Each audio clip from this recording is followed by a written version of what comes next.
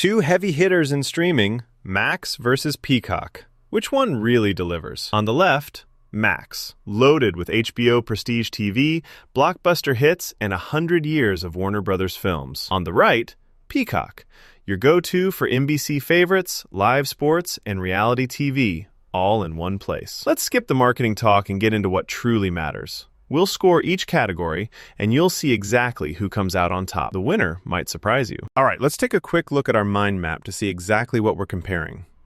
We're talking price, content catalog, features and quality, originals and exclusives, sports and live channels, platform support and usability, and yeah, popularity. Got all that? Sweet. Let's jump into the first round. Okay, kicking things off with price. So Max, honestly, it's kind of up there, especially compared to most competitors. You get ad-supported at $9.99 per month. HD is included no matter what tier you grab, but if you want 4K, brace yourself, because you got to shell out for the top $19.99 tier. So it's not exactly friendly to your wallet, right? Now, Peacock, this one's interesting. If you had the old pricing locked in, you could have snagged premium for just $4.99 a month. These days, though, it's $11 for premium and $17 for ad-free Premium Plus. There's no free tier for newbies, which is a bummer. And if you want live NBC or the no-ad life, yep, prices bump. Still, compared to Max, it's easier on your budget. So, price round? Peacock takes it. Moving on to content catalog. Max is pretty stacked.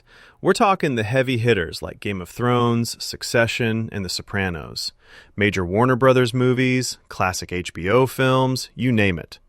There's also documentaries, kid stuff, and Discovery content, so you never really run out of stuff to watch. On the downside, sometimes they kind of just yank stuff without warning, which honestly is pretty frustrating. Now, for Peacock, it's all about NBC Universal. Tons of movies and shows, plus you get on-demand Bravo and Universal content.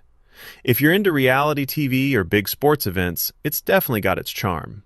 But here's the catch.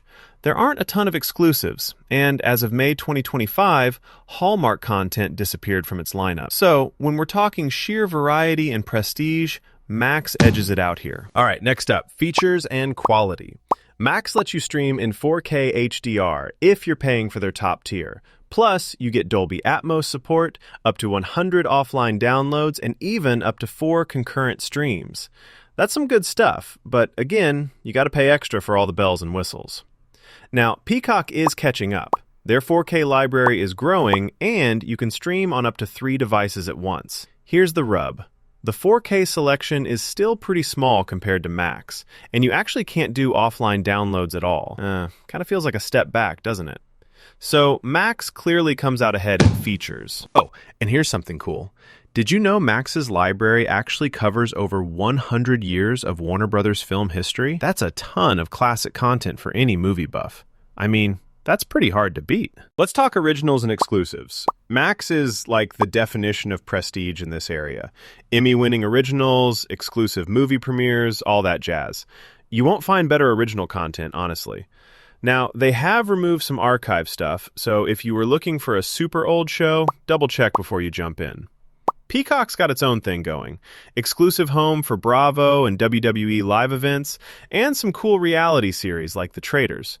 But if you're after top-tier originals, the selection's kind of slim. Easy win for Max and originals. Sports and live channels. This is where Peacock brings the heat. Max gives you the basics. Some live news, Discovery Unscripted, that sort of thing. But yeah, nothing really major in sports. Now Peacock, it's wild. Sunday Night Football, the Olympics, WWE, Tour de France, even local NBC live streaming if you go Premium Plus. Downside? To get live NBC, you need that ad-free tier. And some big sports actually need cable authentication. But still, anyone who loves sports or live TV will see Peacock as the obvious winner. Next, platform support and usability. Max is on pretty much everything. Smart TVs, mobile, tablets, consoles, you name it. And the user interface is solid. Peacock? Same story. Universally compatible, and the navigation is super simple. Not much to complain about on either front, so honestly, this one's a tie. Last up, popularity. You know what? Max absolutely crushes it here, with around 117 million subscribers worldwide, especially thanks to HBO and Discovery Plus bundles. Peacock has a solid 41 million, which is no joke, and the NBC Universal brand is strong, but the numbers just aren't in Max's league. So, Max runs away with this one. Let's visualize all those wins and close calls. When you put it all together, Max rakes in the big points for catalog, features, originals, and popularity. Peacock scores higher on price and totally dominates the sports and live TV scene. Platform support, right down the middle. So here's my take. If you're gunning for award-winning series, prestige drama, and all the blockbuster movies, Max is the way to go, hands down. But if you're living for live sports, wild reality shows, and can't miss NBC events, Peacock is your best bet. Pick your poison. It kind of depends on what you vibe with most. All right, that's all for our streaming showdown. If you're hunting for your next binge, hopefully this helped you out. Go ahead and save this comparison for when you're ready to switch things up. Catch you next time.